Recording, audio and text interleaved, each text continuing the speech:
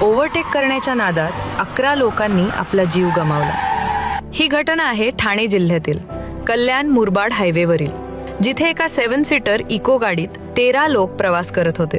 त्या इको गाडीच्या समोर एक दुसरी कार हळू चालत होती।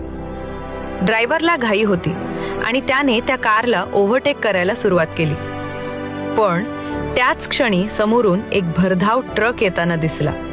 ड्रायव्हर घाबरला, गाडी पूर्णपणे अनकंट्रोल झाली आणि थेट त्या ट्रकवर जाऊन जोरात आदळली। धडकेचा आवाज इतका जोरात होता की आजूबाजूचे लोक धावत आले, पण तोपर्यंत खूप उशीर झाला होता। गाडी पूर्णपणे चिरडली गेली होती।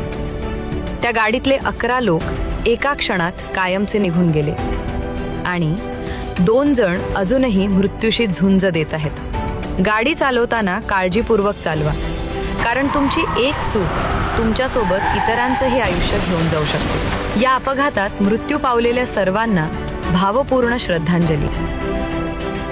फॉलो करा विस्तार मराठी, खरी बातमी, भावना आणि सत्य मराठीत।